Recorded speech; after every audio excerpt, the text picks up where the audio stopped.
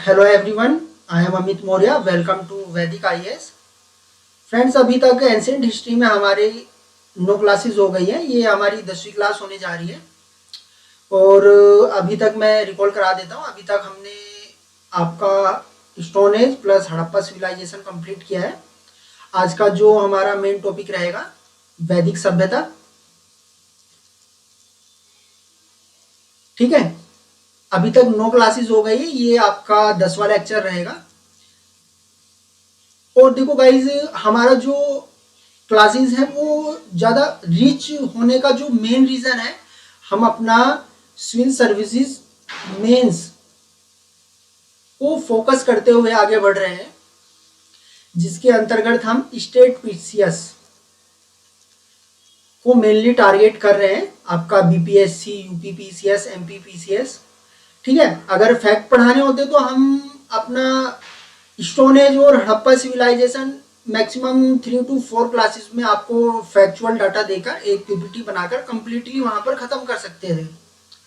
परंतु जो आपको मेंस की जो प्रिपरेशन होती है वो अलग लेवल से होती है, अलग ढंग से होती है, और करनी भी चाहिए आप लोगों को। उस हिसाब से क्या रहता है कि कुछ चीजें आप लोगों को समझाने में टाइम लगता है। बाकी किसी भी चीज को अगर हम पढ़ते हैं तो डीपली पढ़ना पड़ता है, इतना डीपली भी नहीं, बट एक इतना डीप कि वो हमारे एग्जाम के पॉइंट ऑफ व्यू से अगर क्वेश्चन आए तो हमारी दृष्टि उस क्वेश्चन तक पहुंच पाए। तो मेन रीजन यही है कि हमारे जो लेक्चर ज्यादा हो रहे हैं। ठीक है, फैक्ट यहाँ पे पढ़ना नहीं है हमें। ठीक है, जो हमारे लेक्चर है वो आपका pre cum mains only for civil services को फोकस करते हुए बनाए जा रहे हैं। ठीक है, अब आज का जो हमारा टॉपिक है हम स्टार्ट करते हैं। बाकी इससे पहले हड़प्पा सिविलाइजेशन और स्टोन एज कंप्लीट हो गया है, और जिसने अभी तक उसको देखा नहीं है प्लीज वो पहले जाकर प्रीवियस वीडियो देखे, तभी यहाँ पर आए। ठीक है, तो वैदिक कल्चर स्टार्ट करते हैं। देखो, वैदिक सभ्यता का जो टाइम पीरियड रहेगा, सबसे स्टार्टिंग तो हमें टाइम पीरियड नॉलेज में रहना चाहिए कि कौन सा कल्चर या कौन सी सभ्यता किस टाइम पीरियड के अंदर स्टैब्लिश रही। तो इसका आपका टाइम पीरियड है आपका 1500 बीसी टू 600 बीसी। हड़प्पा जो सिविलाइजेशन हमने एंड किया था वो लगभग 900 बीसी के आसपास। हड़प्पा सिविलाइजेशन की जो नगरीय सभ्यता थी वो कहीं ना कहीं जर्जर हो गई थी। ठीक है, हड़प्पा सभ्यता की जो मेन फोकस या मेन मेन स्पेसिफिक इंपोर्टेंस थी, जो उसकी नगरीय सभ्यता 1900 बीसी के आसपास कहीं ना कहीं क्षतिग्रस्त हो गई, वो दिखाई नहीं देती है। उसके बाद जो हमारा टाइम पीरियड स्टार्ट होता है, जो एक अलग सभ्यता का जो भारत में विकास होता है, वो लगभग 1500 बीसी के आसपास होता है। तो यहाँ पर जो गैप आ रहा है आपका, लगभग 4 गैप आ रहा है। ऐसा नहीं है कि इन 400 भारत में कुछ कल्चर के किसी भी प्रकार के प्रमाण नहीं मिलते हैं, मिलते हैं, बट वो इतने व्यापक स्तर पर नहीं मिलते जो आपका हड़प्पा और वैदिक टाइम पीरियड में मिल रहे हैं। ठीक है, तो हड़प्पा और वैदिक टाइम पीरियड जो ले रहे हैं, लगभग 400 बीसी का गैप है। तो हम इस आधार पर ये चीज तो हम बिल्कुल डिनाई करेंगे ना कि जो हड़प्पा सभ्यता थी, आगे चलकर इसी ने वैदिक सभ्यता का विकास किया। ठीक है, ये चीज आई होप आप लोगों को समझ में आ रही है। इतना 400 लगभग 4 दशकों का गैप आ रहा है यहाँ पर। तो इस आधार पर हम बिल्कुल डिनाई करेंगे कि कहीं हड़प्पा से वैदिक सभ्यता का विकास हुआ है। तो इस आधार पर हम बोलेंगे कि जो वैदिक सभ्यता थी वो एक अपने आप में एक न्यू सिविलाइजेशन, एक न्यू सभ्यता थी। ठीक है, अब यहाँ तक क्लियर है। अब आगे देखते हैं। सबसे फर्स्ट पॉइंट रहता है एंशिएंट हिस्ट्री में, स्रोत क्या है। किसी भी टाइम पीरियड को हम पढ़ रहे हैं तो सबसे मेन रहता है उसका सोर्स क्या है, कि हम उस सिविलाइजेशन के बारे में जो आपसे बात कर रहे हैं उसका आधार क्या है। तो वैदिक सभ्यता का जो मेन आधार है आपका साहित्य। साहित्य जैसे कि आपका ऋग्वेद, सामवेद, यजुर्वेद, ये सारे आपका उपनिषद, ये सारे आपका वैदिक कालीन साहित्य है। तो वैदिक सभ्यता की जो हमें कंप्लीटली जानकारी प्राप्त होती है वो आपका वैदिक कालीन साहित्यों से प्राप्त होती है। और साहित्यों से प्राप्त हो रही है तो इस कारण इसको बोला जाता है ऐतिहासिक युग। ऐतिहासिक युग ऐतिहासिक युग बोलने का जो मेन रीजन है इसको हम समझते हैं। देखो, जो आपका स्टोन एज था उसकी जानकारी जो हमें प्राप्त हुई है वो पुरातत्व के आधार पर प्राप्त हुई है। आपका जो हड़प्पा सिविलाइजेशन है, हड़प्पा की जो जानकारी प्राप्त होती है हमें, वो भी हमें पुरातत्व के आधार पर प्राप्त हुई है। जो यहाँ पर जो भी खुदाई हुई है किसी भी प्रकार की, वहां से जो भी हमें वस्तुएं प्राप्त होती हैं उन्हीं के आधार पर हम अनुमान लगाते हैं हड़प्पा सभ्यता और स्टोन एज का।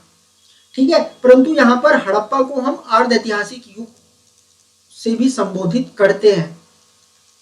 अर्ध ऐतिहासिक, इसका जो अर्ध ऐतिहासिक युग बोलने का जो मेन रीजन है, हड़प्पा सभ्यता में आप सभी जानते हैं लिपि का ज्ञान था हड़प्पा वासियों को, परंतु जो आपका लिपि थी आपका पढ़ी नहीं गई, तो इसको बोलते हैं हम अर्ध ऐतिहासिक। परंतु हम आगे वैदिक सिविलाइजेशन में जैसे ही एंटर करते हैं वहां पर हमें साहित्यिक साक्ष्य प्राप्त होते हैं, यानी कि आपका वैदिक वासियों को, वैदिक सभ्यता के लोगों को लिपि का ज्ञान था और वो पढ़ी भी जा चुकी है। तो इस कारण बोलेंगे हम प्रथम ऐतिहासिक युग जो स्टार्ट होता है भारत में वो आपका वैदिक कल्चर से स्टार्ट होता है। ठीक है, वैदिक सभ्यता के बारे में जानकारी का मेन स्रोत आपका यहाँ से प्राप्त साहित्य है और इसको ऐतिहासिक युग के नाम से भी हम संबोधित करते हैं।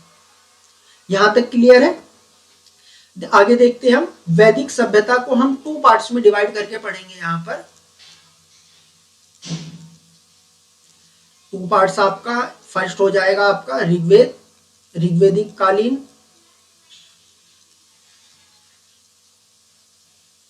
ऋग्वेदिक काल। दूसरा रहेगा आपका उत्तर वैदिक काल।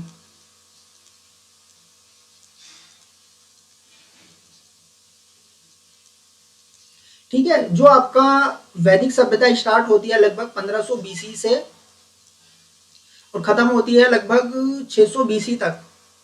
तो ये कंप्लीटली 900 साल आपको 2 भाग्स में डिवाइड करके हम पढ़ाएंगे। ठीक है, इसका जो आपका विभाजन का जो आधार है उसको भी समझ लेना जरूरी है। विभाजन का आधार,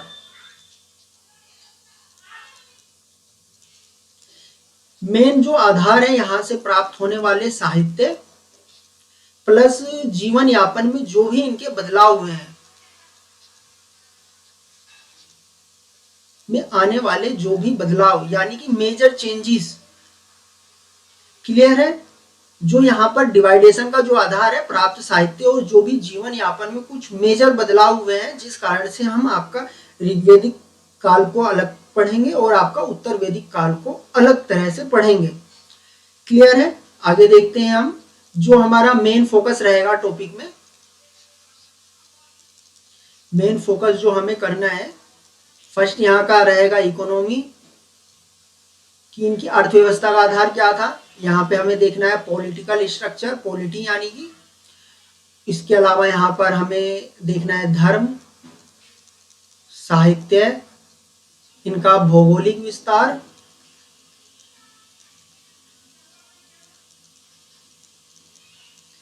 तो इस तरह हम आपका वैदिक कल्चर को इन 5 पार्ट्स में डिवाइड करके पढ़ेंगे।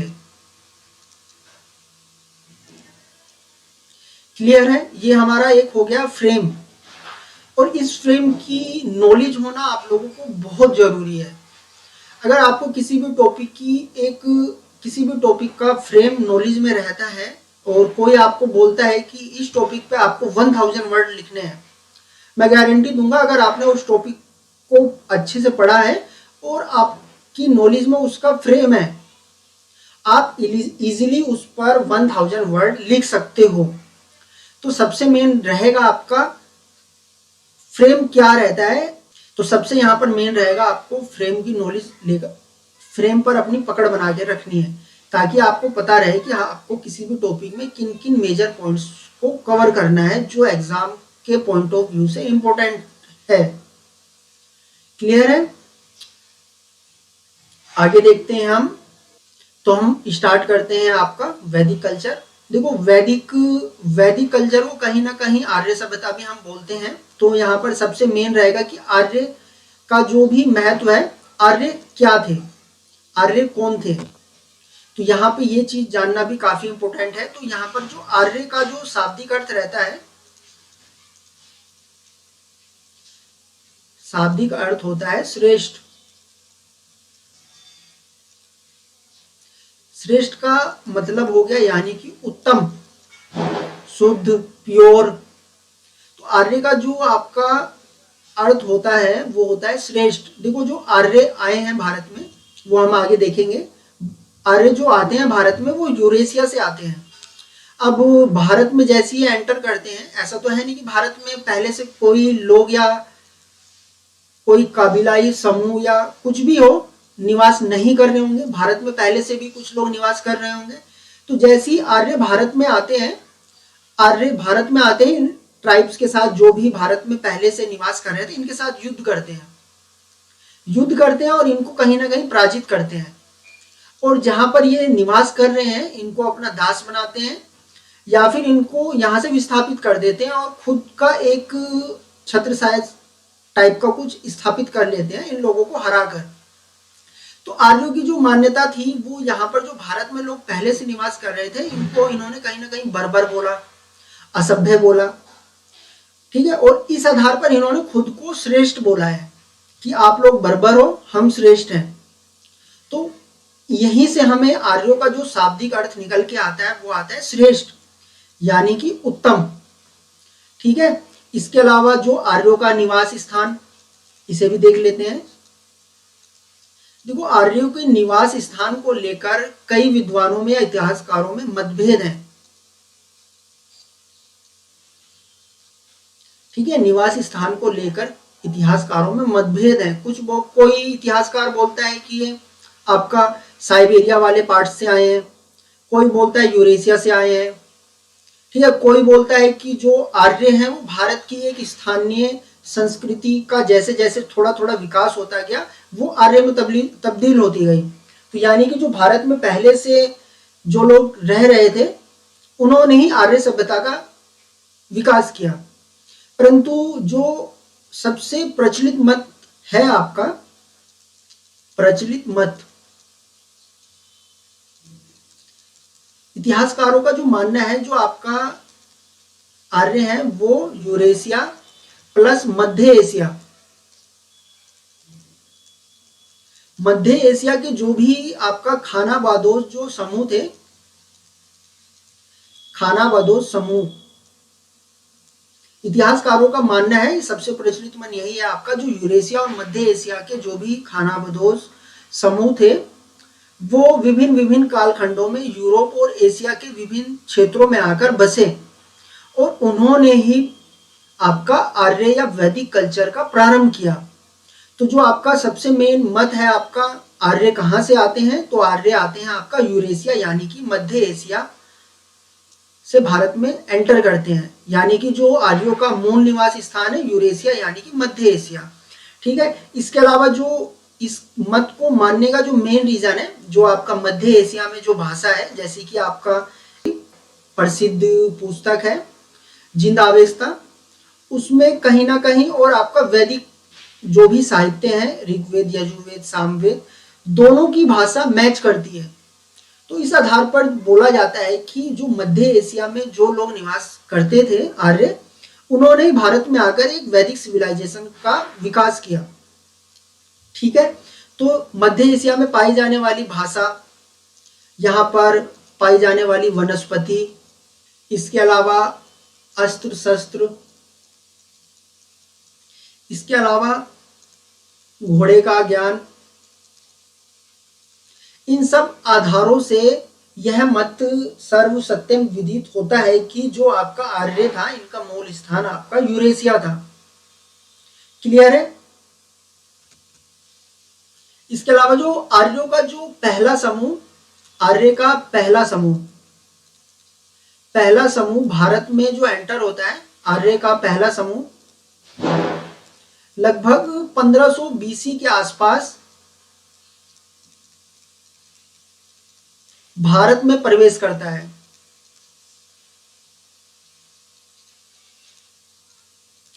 इसके बाद फिर इनका जो ये भारत में प्रवेश करते हैं, इनका भारत की स्थानीय जनजातियों से युद्ध होता है, आर्य उनको मारते हैं। ठीक है, आर्यों की जो अस्त्र शस्त्र वगैरह थे वो काफी श्रेष्ठ थे, घोड़े का ज्ञान। तो इस आधार पर जो भारतीय ट्राइब्स रहते हैं उन पे इनका जो रहता है राज टाइप का हो जाता है, और ये भारतीयों को, जो भारत में इससे पहले जो ट्राइब्स रहते हैं उनको कहीं ना कहीं बर्बर बोलते हैं और खुद को श्रेष्ठ बोलते हैं। इनका जो पहला समूह भारत में एंटर हो रहा है वो लगभग 1500 बीसी के आसपास हो रहा है। इसके बाद विभिन्न कालखंडों में ये अलग अलग क्षेत्रों में भारत में आकर बसे।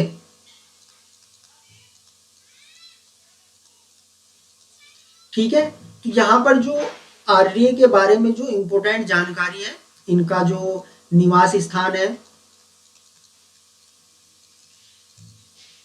ठीक है, और भारत में कब आ रहे हैं, इनका भारत में एंटर कब हुए हैं, ये कंप्लीट जानकारी हमने ले ली। और अपना वैदिक कल्चर में हमें किन किन पॉइंट्स को टच करना है वो चीज भी हमने देख लिया है। तो अब हम स्टार्ट करते हैं आपका वैदिक सभ्यता। ठीक है, अब हमें जो पढ़ना है आपका ऋग्वैदिक काल प्लस उत्तर वैदिक काल। देखो, अब जो हमारा पढ़ाने का जो तरीका रहेगा उसमें हम आपका ऋग्वेद और उत्तर वैदिक काल को अलग अलग करके नहीं पढ़ेंगे। हमारा जो मेन फोकस था आपका इकोनॉमी, पॉलिटी, धर्म, साहित्य, भौगोलिक विस्तार, तो इस आधार पर हम ऋग्वेद और उत्तर वेद को इक्वली पढ़ते हुए चलेंगे। सपोज करो अगर हम पहले आपका ऋग्वेदिक काल का भौगोलिक विस्तार पढ़ते हैं, उसके ही बाद हम उत्तर वैदिक का भौगोलिक विस्तार पढ़ेंगे। अगर हम आपका ऋग्वेदिक काल का पॉलिटिकल स्ट्रक्चर पढ़ते हैं तो उसके देन बाद हम उत्तर वैदिक काल का पॉलिटिकल स्ट्रक्चर पढ़ेंगे। तो इस आधार पर होगा क्या, टॉपिक से हमारा बिखराव होने की जो चांस रहेंगे वो कम रहेंगे, और आप लोग ऋग्वेदिक काल और उत्तर वैदिक काल में जो मेजर चेंजेस आ रहे हैं वो किन आधारों पे आ रहे हैं, तो उस चीज को भी पकड़ने में काफी इजी फील होगा। तो जो हम यहाँ पर पढ़ेंगे आपका ऋग्वेदिक और उत्तर वैदिक काल को साथ साथ लेकर पढ़ेंगे। इस आधार पर अगर आप पढ़ते हो तो ये टॉपिक काफी इजी रहेगा आप लोगों के लिए। बाकी हम स्टार्ट करते हैं। देखो, फर्स्ट हम देखेंगे आपका भौगोलिक विस्तार।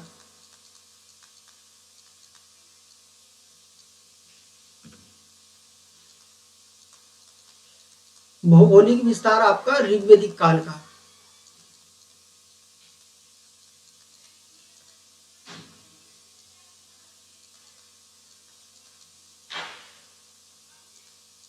देखो, ऋग्वेद में आपका अफगान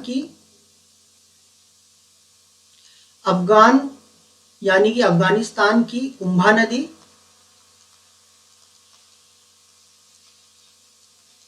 तथा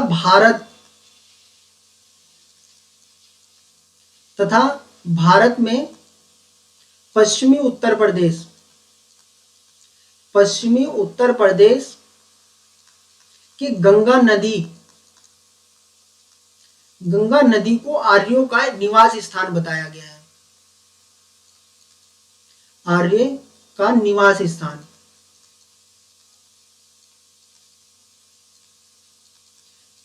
बताया गया है। देखो, जो हमें कंप्लीटली जानकारी प्राप्त हो रही है आपका वैदिक काल की, वो साहित्यों से प्राप्त हो रही है। तो यहाँ पर हमें जो ऋग्वेद में जानकारी प्राप्त होती है कि अफगानिस्तान की जो कुंभा नदी है और जो आपका पश्चिमी उत्तर प्रदेश में गंगा नदी है, इन नदियों के मध्य आपका आर्य निवास करते थे। ये हमें जानकारी प्राप्त हो रही है ऋग्वेद से। ठीक है, देखो, इसके अलावा सप्त सिंधु प्रदेश में बहने वाली जो नदियां हैं ऋग्वेद में, उनका भी काफी महत्वपूर्ण रोल बताया गया है। यानी कि जो सप्त सिंधु प्रदेश है, यानी कि आपका सिंधु, सतलज, चिनाब, रावी, व्यास, तो इन नदियों के क्षेत्र को भी काफी चर्चा की गई है आपका ऋग्वेद में। तो तो यहाँ पर सप्त सिंधु प्रदेश काफी इंपॉर्टेंट हो जाता है, और कहीं ना कहीं जो आर्यों की जो प्रारंभिक गतिविधियां हैं वो आपका संध सिंधु प्रदेश में संचालित होती है। तो इस आधार पर यहाँ पर बताया जा रहा है कि जो आपका ऋग्वेद में सप्त सिंधु प्रदेश की जो चर्चा हुई है काफी महत्वपूर्ण है, और कहीं ना कहीं सप्त सिंधु प्रदेश को आर्यों के प्रारंभिक निवास के रूप में जाना जाता है। तो इस आधार पर जो है सप्त सिंधु प्रदेश भी अपने आप में काफी इंपोर्टेंस रखता है आर्यों के लिए, यानी कि प्रारंभिक आर्यों के लिए। ठीक है, इसके अलावा सप्त सिंधु प्रदेश का ऋग्वेद में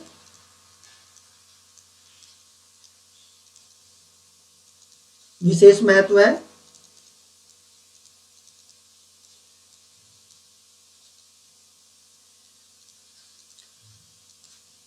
सिंधु नदी व उसकी सहायक नदियां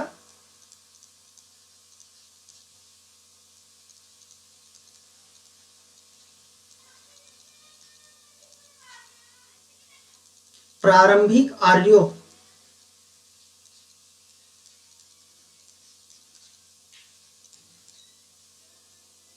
के महत्वपूर्ण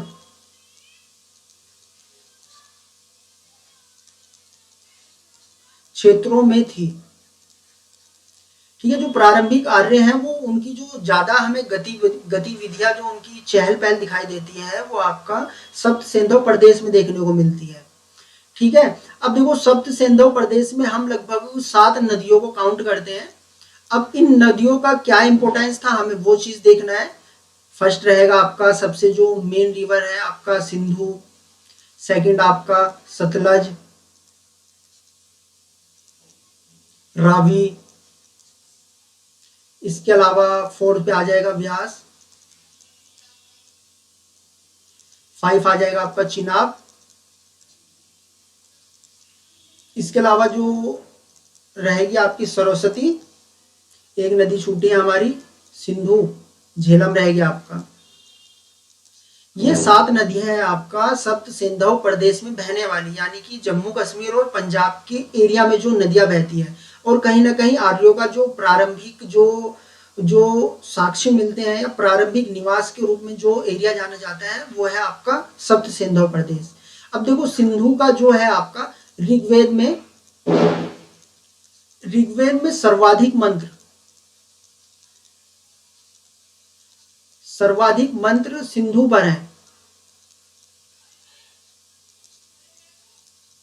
पर है, इस आधार पर क्या है कि सिंधु का अपने आप में एक काफी मेजर रोल था वैदिक कल्चर में। ठीक है, इसके अलावा सतलज को आपका ऋग्वेद में सतुद्री बोला गया है, रावी को पुरुषणी। ये काफी इंपॉर्टेंट है कि ऋग्वेद में आपका विभिन्न नदियों को या सप्त सिंधु प्रदेश में बहने वाली नदियों को किन अन्य नामों से संबोधित किया गया है, ये ऑब्जेक्टिव मटेरियल बनता है। और अगर आप अपनी आंसर राइटिंग में इन नदियों को इनके वैदिक कालीन नाम से संबोधित करते हो तो आपके आंसर राइटिंग में भी काफी इफेक्ट पड़ेगा। ठीक है, इसके अलावा व्यास को जो बोला जाता है विपाशा, चिनाब को आस्किनी, सरस्वती है, झेलम को बोला जाता है वितस्ता।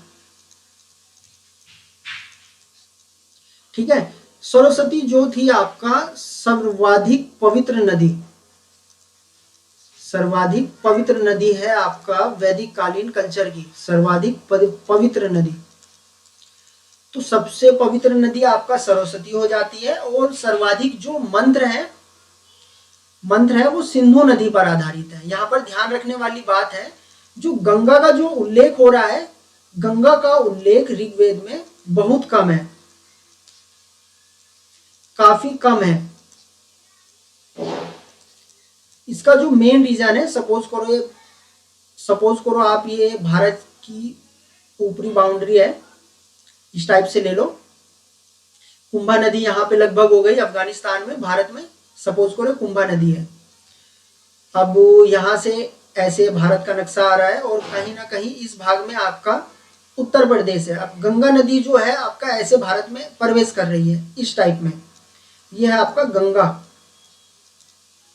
तो गंगा जो है इनका सबसे पूर्वी हिस्सा है, बिकॉज जो ऋग्वेदिक काल में है, जो इनकी जो पूर्वी सीमा है आपका आर्यों की, वो गंगा नदी है। और जो सबसे उत्तरी या सीमा है वो है आपकी कुंभा नदी।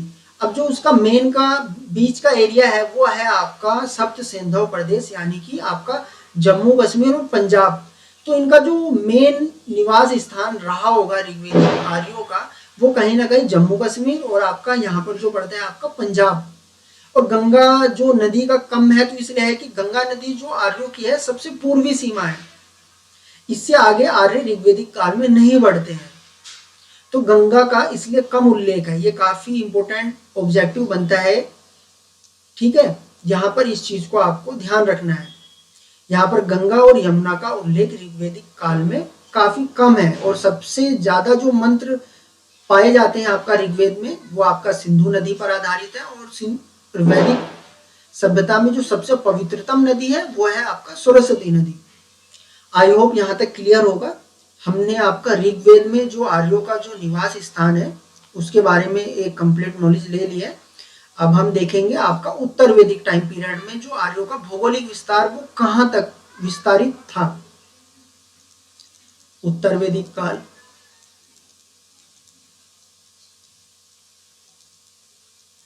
देखो यहाँ पर जो बात हो रही है ना वो साहित्यों के आधार पर बात हो रही है। यहाँ पर पूरा तत्व कुछ लेना देना नहीं है, पूरा तत्व के आधार पर भी जानकारी प्राप्त होती है, परंतु जो हम चीजें पढ़ रहे हैं वो साहित्य के आधार पर पढ़ रहे हैं। तो ये सर्वविदित है कि ये सत्य है। उत्तर वैदिक काल में क्या रहता है, उत्तर वैदिक काल में हमें बंगाल तथा बिहार की जनपदों की जानकारी प्राप्त होती है।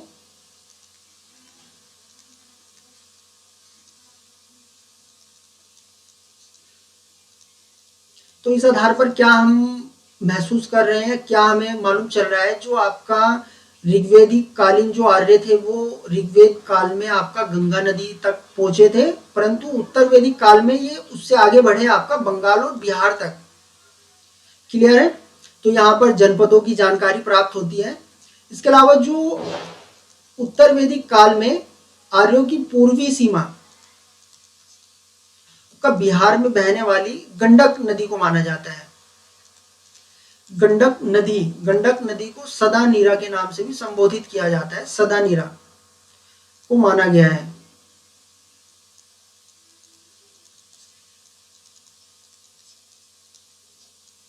बंगाल के जनपदों का तो उल्लेख मिलता है हमें ऋग्वेदिक कालीन साहित्य में या उत्तर वैदिक साहित्यों में, परंतु जो इनकी पूर्वी सीमा हमें जो मालूम चलती है वो कहीं ना कहीं गंडक नदी है।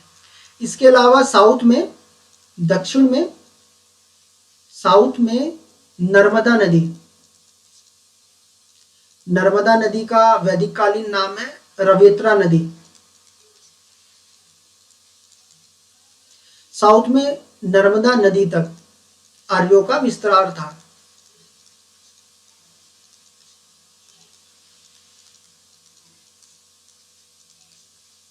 हालांकि जो उत्तर वैदिक काल में भी जो आर्यों का मेन स्थान रहा है या मेन जो केंद्र बिंदु रहा है वो पश्चिमी उत्तर प्रदेश रहा है। ठीक है, तो यहाँ पर जो है हमारा ऋग्वेदिक कालीन आपका और उत्तर वैदिक कालीन आर्यों का जो भौतिक विस्तार था वो हमें क्लियर हो गया है। यहाँ पर बिल्कुल भी कंफ्यूज नहीं होना है, और अगर आप लोग मेंस पे अच्छी पकड़ बनाना चाहते हो तो आप लोगों को इसी प्रकार पढ़ना पड़ेगा, टाइम देना पड़ेगा। ठीक है, अगर एक बार आपने टाइम दिया तो जो भी सब्जेक्ट पर आप अपना टाइम दे रहे हैं वो देखोगे आप थोड़े टाइम में ही कि वो चीज आपका काफी मजबूत हो जाता है और उसमें गलती के चांसेस भी कम हो जाते हैं। और स्टेट पीसीएस में तो मेंस में इतना घुमा फिरा कर नहीं पूछा जाता है जिस प्रकार आपका यूपीएससी में पूछा जाता है।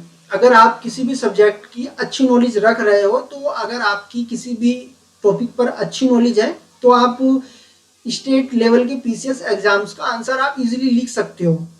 परंतु इसके लिए सबसे जो मेन काम रहेगा आप लोगों को टाइम देना है।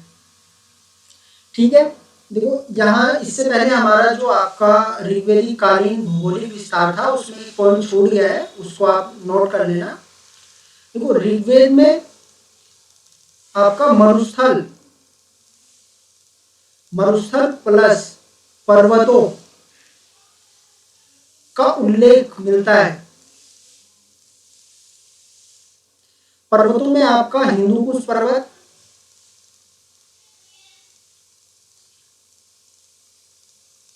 प्लस आपका हिमवंत यानी कि हिमालय, तो ये दो पर्वतों का उल्लेख आपका ऋग्वेद में है। इसके अलावा जो आपका थार वगैरह पड़ता है उन मनुष्यों का भी जो है नॉलेज था ऋग्वेदिक कालीन लोगों को। इसके अलावा अगर हम देखें समुद्र समुद्र का ज्ञान ऋग्वेदिक कालीन मानव को नहीं था, का ज्ञान नहीं था। इसका जो मेन रीजन था आपका जो आर्यों का जो मेन निवास स्थान था वो आपका ये भारत का ऊपर ऊपरी सीमा है, कुछ इस करके है। गंगा आपका ये आपका पश्चिमी यूपी है, ये आपका यूपी की बाउंड्री है। गंगा जो ऐसे बहती है आपकी, तो गंगा के आपका पश्चिमी सिरे से लेकर आपका हिंदुकुश पर्वत के बीच में आर्यों का निवास स्थान था। तो कहीं ना कहीं आपका जो हम देखते हैं जो समुद्र का विस्तार है, ये हम कुछ इस तरह भारत बना रहे हैं, ये आपका गुजरात है। तो समुद्र का विस्तार इस तरह है आपका, कुछ यहाँ पर अरब सागर पड़ता है। परंतु हम यहाँ पर देख रहे हैं जो आर्यों का जो मेनली निवास स्थान है वो आपका हिंदुकुश से लेकर पश्चिमी उत्तर प्रदेश के गंगा नदी के बीच में है। तो आपका ऋग्वेदिक कालीन मानव को समुद्र का ज्ञान नहीं था। इसके अलावा जो पर्वतों की नॉलेज थी ऋग्वेदिक कालीन मानव को, इसके अलावा मनुष्यों की नॉलेज थी। क्लियर है? यहाँ तक हम देखते हैं आपका, यहाँ तक हम देख रहे हैं कि जो है हमारा भौगोलिक विस्तार आपका ऋग्वेदिक कालीन मानव प्लस आपका, तो यहाँ तक क्लियर हो गया है। अब वो हम जो देखेंगे आपका इकोनॉमिकल स्ट्रक्चर क्या था इनका, अर्थव्यवस्था। वैदिक कालीन अर्थव्यवस्था को भी हम 2 पार्ट्स में डिवाइड करेंगे। फर्स्ट आपका ऋग्वेदिक कालीन अर्थव्यवस्था और इसी से कंपैरिजन करते हुए हम उत्तर वैदिक कालीन अर्थव्यवस्था को कवर करेंगे। तो यहाँ पर जो रहेगा ऋग्वेदिक कालीन अर्थव्यवस्था, ऋग्वेदिक कालीन अर्थव्यवस्था, इसमें जो हमारा की पॉइंट रहेगा फर्स्ट हमें देखना है कृषि, पशुपालन, व्यापार, प्रसिद्ध शिल्प, सिक्का प्लस शहर। तो इकोनॉमिक में जो हमें बात करनी है वो इन कंप्लीट पॉइंट्स को ध्यान में रखते हुए करना है। ठीक है, तो यहाँ पर हम स्टार्ट करेंगे आपका ऋग्वेदिक कालीन अर्थव्यवस्था। देखो एग्रीकल्चर को देखा जाए तो आपका ऋग्वेदिक कालीन जो भी समाज था, ऋग्वेदिक काल में कृषि की तुलना में पशुपालन को अत्यधिक महत्व दिया गया है। पशुपालन को अत्यधिक महत्व दिया गया है।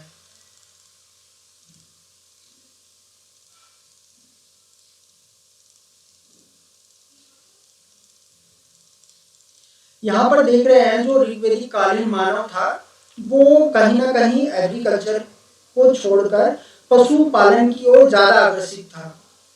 तो इसका जो अर्थव्यवस्था का जो मेन फोकस था वो पशुपालन, या हम बोल सकते हैं चारागाह चरवाहा टाइप का, कुछ इस टाइप में हम ऋग्वेदिक कालीन मानव को ले सकते हैं।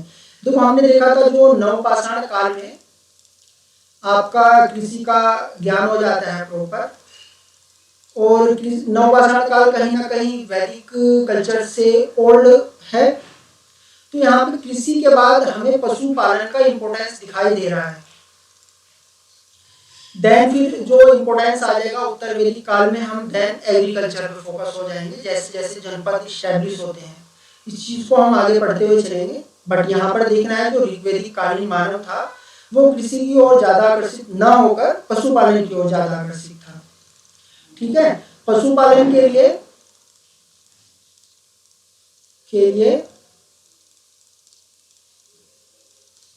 या यहाँ पर हम बोल सकते हैं पशुओं के लिए तथा गाय के लिए मुख्यतः गो शब्द का प्रचलन था, गो शब्द का प्रयोग किया जाता था।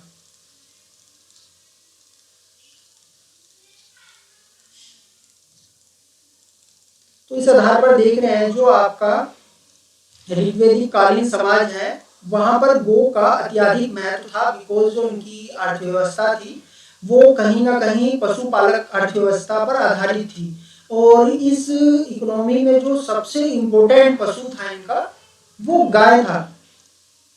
क्लियर है? इसके अलावा हम देखते हैं ऋग्वैदिक काल के जो मानव थे जीवन यापन में अपने जो भी इनका दैनिक दिनचर्या होती थी तो उसमें जीवन यापन में गाय शब्द का प्रयोग अदल बदल कर करते थे।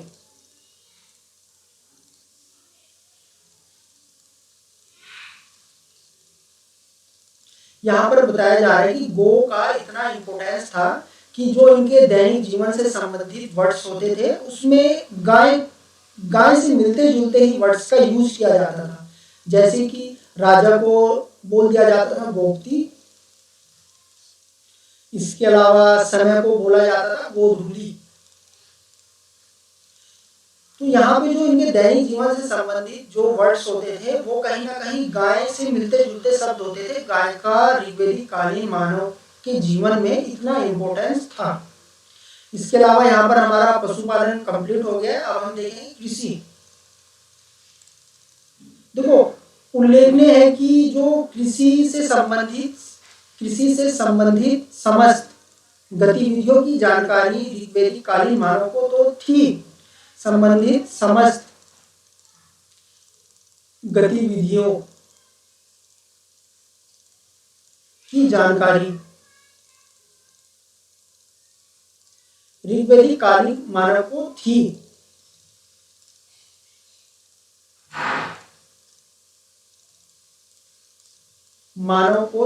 परंतु इनका जो गौण पेशा था वो था आपका पशुपालन। और यहाँ पर जो कृषि से संबंधित गतिविधियों की बात की जा रही है जैसे कि आपका बुआई, मड़ाई,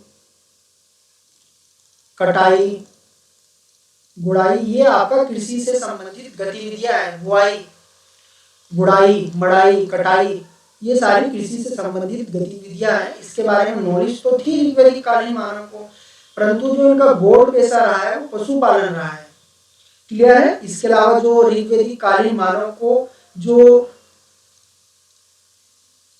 ज्ञात थे अनाज वो है आपका जौ, इसको यो भी बोल दिया जाता है। तो यहाँ पर जो ज्ञात अनाज होते हैं जो कृषि में यूज किए जाते थे एग्रीकल्चर के लिए, वो जो इम्पोर्टेंट इनका अनाज था, और पशुपालन इनका इम्पोर्टेंट पेशा था ही। ठीक है, कृषि की समस्त गतिविधियों की भी इनको नॉलेज थी, जैसे कि आपका जुताई, बुआई, कटाई, मड़ाई। इसके अलावा इनको जो नॉलेज थी, इसके अलावा इनको शिल्पों का ज्ञान था, जैसे कि आपका बुनकर मेनली फीमेल, बुनकर का जो कार्य था मेनली फीमेल करती थी। बुनकर हो गया, सोनार हो गया, चर्मकार हो गया, कुम्हार। तो यहाँ से आपका जो ऋग्वैदिक कालीन सोसाइटी से हमें जो शिल्पों की जानकारी मिल रही है, बुनकर, सुनार, लोहार, चर्मकार, ये कंप्लीट शिल्प आपका ऋग्वैदिक कालीन अर्थव्यवस्था में प्रचलित है। इसके अलावा यहाँ पर व्यापार की बात आती है। व्यापार तथा सिक्कों का ज्ञान ऋग्वेदिक कालीन मानव को नहीं था। सिक्कों का ज्ञान ऋग्वेदिक कालीन मानव को नहीं था।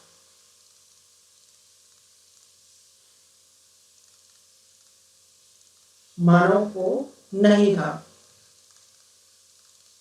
क्लियर है? इस आधार पर हम बता सकते हैं कि जो ऋग्वेद का जो संबंध है वो व्यापार पर आधारित नहीं था। व्यापार की बिल्कुल भी नॉलेज हमें प्राप्त नहीं होती है इनके साहित्यों के आधार पर। इसके अलावा सिक्कों का भी प्रचलन नहीं था। तो इस आधार पर कहा जा सकता है कि जो यहाँ की जो अर्थव्यवस्था थी वो वस्तु विनिमय पर आधारित थी। वस्तु विनिमय को आप इस तरह से समझिए, जैसे कि मैं अपनी बात बताऊं, मैं जब छोटा था, ओल्ड एज में, लगभग आप मान लो सन 2002 की बात है, हम अपने गांव जाते थे तो वहां पर जो आइसक्रीम बेचने वाला था वो आपका पैसा तो लेता था, साथ में अगर हम उसको पैसा नहीं देते हैं तो जो हमारे गांव में हमारे घर पर जो अनाज होता था, आप सपोज करो गेहूं, चावल, कुछ भी मान लो अनाज में, तो हम कटोरे में लाके आइसक्रीम वाले को अपना अनाज देते थे, वो अनाज के बदले हमें आइसक्रीम दे देता था। तो इसको बोलते हैं वस्तु विनिमय। मैं आपको कुछ दूंगा, आप मुझे मेरी जरूरत की चीज दो। तो आपका ऋग्वेदिक कालीन जो सोसाइटी थी वो वस्तु विनिमय पर आधारित थी। सिक्कों का प्रचलन किसी भी प्रकार से अभी तक ज्ञात नहीं होता है। इसके अलावा व्यापार के भी साक्ष्य नहीं मिलते हैं। परंतु ऋग्वेदिक काल में एक वर्ड का यूज किया गया है, निष्क। निष्क क्या था? निष्क को गले में पहनने वाले आभूषण के रूप में बताया गया है। पहनने वाले आभूषण के रूप में बताया गया है। अब इस निष्क का क्या महत्व है, क्या इंपॉर्टेंस है निष्क की? जब हम उत्तर वैदिक काल में आते हैं तो सिक्कों का थोड़ा थोड़ा प्रचलन स्टार्ट हो जाता है, और निष्क को जो गले में पहनने वाला आभूषण था, कहीं ना कहीं निष्क के बदले गाय खरीदे जाने का प्रमाण मिलता है।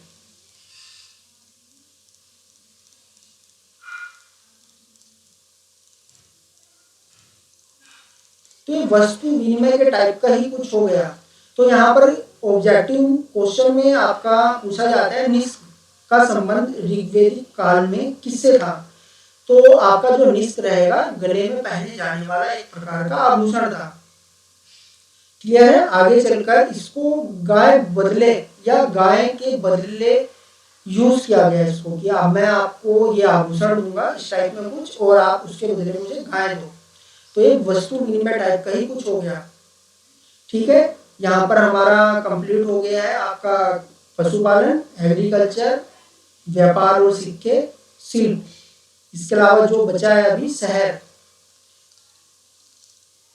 ऋग्वेदिक कालीन जो समाज था, ऋग्वेदिक समाज पूर्णतः ग्रामीण अर्थव्यवस्था थी या ग्रामीण समाज था।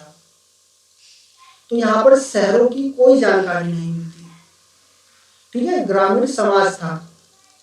हड़प्पा सिविलाइजेशन एंड होती है, उसके बाद लगभग आपका 1000 सालों तक भारत में हमें शहरों के अस्तित्व दिखाई नहीं देते हैं। परंतु जैसे ही हम उत्तर वैदिक काल आपका 1000 BC से नीचे आते हैं, आपका मौर्य काल, बुद्ध या जैन टाइम में, तो हमें शहरों के धीरे धीरे प्रमाण स्टार्ट हो जाते हैं। और जैसे ही हम उत्तर वैदिक काल में स्टार्ट होते हैं तो क्या होता है, वहां पर हमें जनपद देखने को मिलते हैं। जब हम आपका ऋग्वेदिक काल में राजनीति पढ़ेंगे, पॉलिटिकल स्ट्रक्चर, तो जनपदों के बारे में चर्चा करेंगे। तो हमें शहरों की जो स्टार्टिंग के प्रमाण मिलते हैं, जिसको हम बोलते हैं आपका द्वितीय नगरीकरण सभ्यता, वो कहीं ना कहीं आगे चलकर जनपद से आपका बनता है महाजनपद। तो द्वितीय नगरीकरण की शुरुआत यहीं से मानी जाती है। तो आपका ऋग्वेदिक काल, उत्तर वैदिक काल कहीं ना कहीं आपका ग्रामीण सभ्यताएं थी। आगे चलकर यही सभ्यताएं मिलकर आपका महाजनपद के रूप में अस्तित्व में आती है, जिसको ही बोला जाता है भारत में द्वितीय नगरीकरण। ठीक है, द्वितीय नगरीय क्रांति। तो यहाँ पर हमारा ऋग्वेदिक कालीन इकोनॉमिकल जो स्ट्रक्चर था वो हमने कंप्लीट कर लिया है। अभी जो हमें कंपेयर करना है इसी स्ट्रक्चर को, जो आपका था कृषि, पशुपालन, शहर, सिक्का, व्यापार, इस कंप्लीट चीज को हम उत्तर वैदिक काल से कंपेयर करेंगे। ठीक है, जो आपका ऋग्वेदिक कालीन में जो व्यवस्था थी, अर्थव्यवस्था से संबंधित जो भी विशेषताएं थी, उत्तर वैदिक काल में उनमें क्या क्या चेंज आता है और उनको कैसे कैसे मानव द्वारा यूज किया जाता है वैदिक काल में, तो हम अब आगे उसको देखने का प्रयास करेंगे। तो यहाँ पर जो अब हमारा नेक्स्ट स्टार्ट होगा उत्तर वैदिक कालीन अर्थव्यवस्था। उत्तर वैदिक कालीन अर्थव्यवस्था। तो हम सेम आपका ऋग्वेदिक कालीन अर्थव्यवस्था की तरह हम इसको देखेंगे। सबसे पहले हम देखते हैं कृषि। जो उत्तर वैदिक कालीन जो इकोनॉमिकल व्यवस्था थी, यहाँ पर कृषि को महत्व दिया गया, कृषि को महत्व दिया गया। और ऋग्वेद में क्या था, आपका पशुपालन को महत्व दिया जा रहा था। परंतु जो आपका उत्तर वैदिक कालीन अर्थव्यवस्था है, यहाँ पर कृषि को महत्व दिया गया। इसके अलावा कृषि अनाजों की व्यापक समझ डेवलप हो गई थी, व्यापक समझ थी उत्तर वैदिक कालीन मानव को। इसके अलावा जो थी आपका गहन जुताई के साक्ष्य मिलते हैं हमें, गहन जुताई के प्रमाण मिलते हैं, जैसे कि आपका 12-24 बैलों के माध्यम से फसल को जोतने के प्रमाण आपका साहित्यों से प्राप्त हो रहे हैं। इसके अलावा लोगों में प्राकृतिक आपदाओं को लेकर डर था, प्राकृतिक आपदाओं को लेकर डर था, आपदाओं को लेकर चिंता।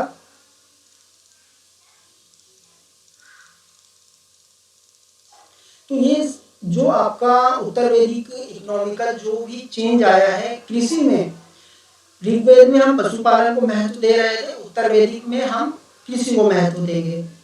कृषियों की व्यापक समझ थी आपका उत्तर वैदिक कालीन मानव को। इसके अलावा गहन जुताई के प्रमाण मिलते हैं हमें साहित्यों से, जहां पर उल्लेख होता है कि लगभग 12 या 24 बैलों के माध्यम से खेतों को जोता जा रहा है। इसके अलावा लोगों में प्राकृतिक आपदाओं को लेकर चिंता थी। ये मेन चिंता जैसे आजकल के किसानों को होती है प्राकृतिक आपदाओं को लेकर, जैसे वर्षा, तूफान, आंधी वगैरह से। बिकॉज क्या होता है कि जो भी उनकी फसल रहती है वो प्राकृतिक आपदाओं में सबसे ज्यादा प्रभावित किसान होते हैं। ठीक है, तो प्राकृतिक आपदाओं को लेकर चिंता थी। इसके अलावा आपका पशुपालन का स्थान सेकंड पर आ गया था इकोनॉमिकल स्ट्रक्चर में, द्वितीय था। इसके अलावा हम देखेंगे, देखो जो कृषि की तरफ जो आपका उत्तर वैदिक अर्थव्यवस्था का जो झुकाव हुआ है, उसका जो मेन रीजन था कृषि की तरफ झुकाव का मेन कारण, झुकाव का मेन कारण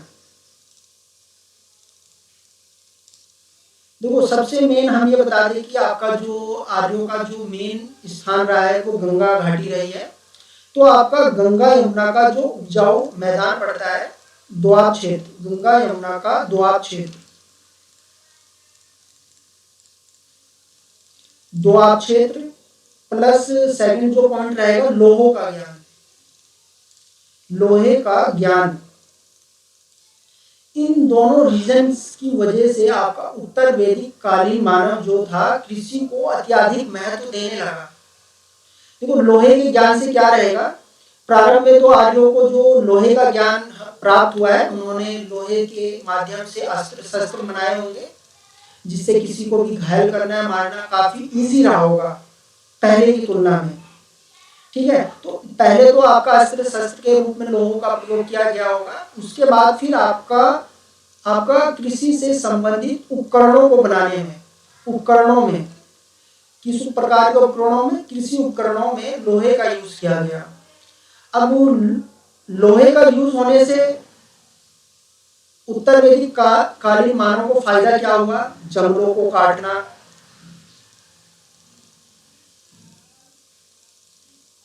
या आपका भूमि की जुताई, इस सब चीजों में काफी हेल्प मिली। जैसे कि कुदाल वगैरह आजकल जो रहती है, अगर वो पत्थर के हो तो उतना काम नहीं कर पाएगी जितना वो लोहे का करता है। तो इस आधार पर जो लोहे का जो ज्ञान होता है उत्तर वैदिक काल में आते हुए मानव को, वो अपने आप में एक तरह से क्रांतिकारी घटना देखी जा सकती है। बिकॉज जैसी लोहे का ज्ञान होता है, मानव कृषि की ओर ज्यादा ध्यान देने लगता है पहले की तुलना में। बिकॉज ऋग्वैदिक काल में हम देख रहे हैं कि पशुपालन को महत्व दिया जा रहा है।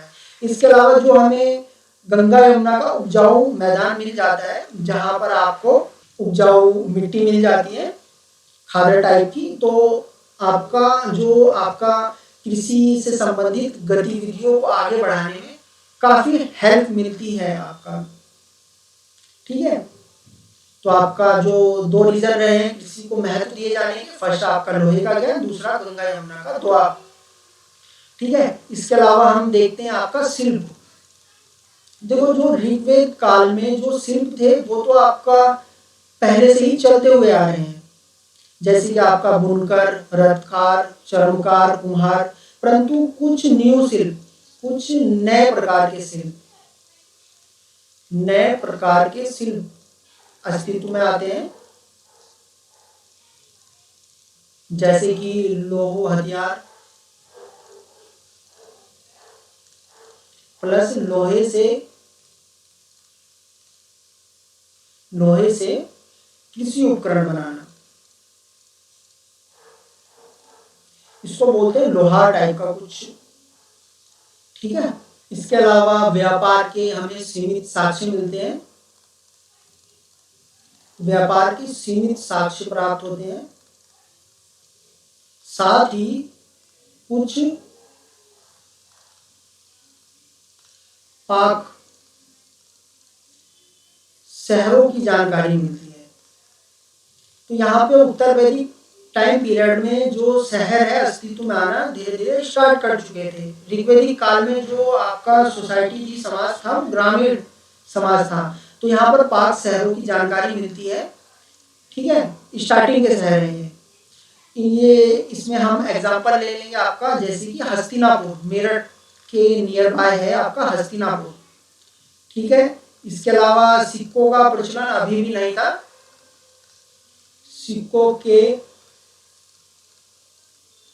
सिक्कों का प्रचलन नहीं था इस टाइम पीरियड में भी, सिक्कों का प्रचलन नहीं था। कंप्लीट जो आदान प्रदान होता था वस्तु विनिमय के माध्यम से होता था। अभी जो हमारा पॉइंट बचा है, शिल्प हो गया, हमारा व्यापार हो गया है, सिक्का भी कंप्लीट हो गया है। पशुपालन का देखो महत्व तो द्वितीय स्थान पर था, परंतु जो पशुपालन का जो महत्व है सभी कालों की विशेषता रहा है। कालों की विशेषता, बिकॉज आगे आने वाले जो भी टाइम पीरियड रहेंगे, युद्ध काफी मेन हो जाता है साम्राज्यों को हड़पने में। तो इसके लिए जो घोड़े, हाथी या अन्य प्रकार के जानवरों की नीड पड़ती थी। तो पशुपालन हर टाइम पीरियड की अपने आप में खासियत रहा है, परंतु जो इकोनॉमिकल स्ट्रक्चर में देखा जाता है वो एग्रीकल्चर प्रथम स्थान में थी आपका उत्तर वैदिक काल में, और ऋग्वैदिक काल में पशुपालन प्रथम स्थान पे थी, कृषि को सेकंड स्थान पे रखा गया है। क्लियर है? इसके अलावा यहाँ पे जो सबसे मेन पॉइंट है, कृषि तो यहाँ पर मुख्य इनका पेशा हो ही गई है, परंतु अधिशेष उत्पादन अभी प्रारंभ नहीं हुआ है। अधिशेष उत्पादन प्रारंभ नहीं हुआ। उत्पादन केवल भरण पोषण के लिए ही किया जाता था। देखो, जो स्टार्टिंग शहर है, ये गांव शहर बनने की प्रक्रिया में है। ठीक है, और जो कृषि का जो अधिशेष उत्पादन हो रहा है वो इतनी अधिक मात्रा में नहीं हो रहा है कि इसको स्टोर करके रखा जा सके। जो उत्पादन होता था वो केवल भरण पोषण के उद्देश्य से किया जाता था। ठीक है, कृषि की सबसे मेन विशेषता यहाँ पर ये हो गया। इसके अलावा जो लोहे का ज्ञान हुआ है मानव को, लोहे का ज्ञान ये काफी इम्पोर्टेंट है, बिकॉज कहीं ना कहीं उत्तर वैदिक काल में जो आपका शहर स्टैब्लिश हो रहे हैं, जनपद, उसमें लोहे का इम्पोर्टेंट रोल रहा है। तो आपका नॉर्थ इंडिया में लोहे का ज्ञान हमें उत्तर प्रदेश की अंतरडी खेजा से लगभग 1000 BC के आसपास प्राप्त होता है। इसके अलावा साउथ इंडिया में जो हमें लोहे के प्रथम साक्ष्य प्राप्त हो रहे हैं वो हल्लूर से प्राप्त होते हैं। साउथ इंडिया में हल्लूर से लोहे के प्रारंभिक साक्ष्य प्राप्त होते हैं। लोहे के प्रारंभिक प्राप्त होते हैं। क्लियर है? तो यहाँ पर जो लोहे का जो ज्ञान हो रहा है और कहीं ना कहीं उत्तर वैदिक टाइम पीरियड में एक तरह से क्रांति आती है लोहे के ज्ञान होने से, और नगरों का डेवलपमेंट होना स्टार्ट हो जाता है। ऐसे ही एक प्रारंभिक शहर का हमने उदाहरण लिया है, हस्तिनापुर। तो लोहे का जो ज्ञान था अपने आप में काफी इंपॉर्टेंट था।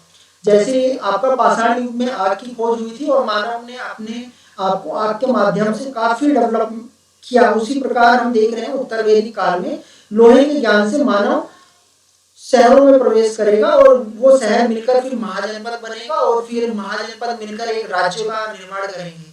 वो हम आगे आने वाले टाइम पीरियड्स में अपने आगे के लेक्चर में पढ़ेंगे। ठीक है, यहाँ पर जो लोहे को बोला जाता था, लोहे को उत्तर वैदिक काल में श्याम अयस बोलते थे, श्याम अयस। इसके अलावा जो तांबे को बोला जाता था तांबा, तांबे को ओनली अयस बोला जाता था।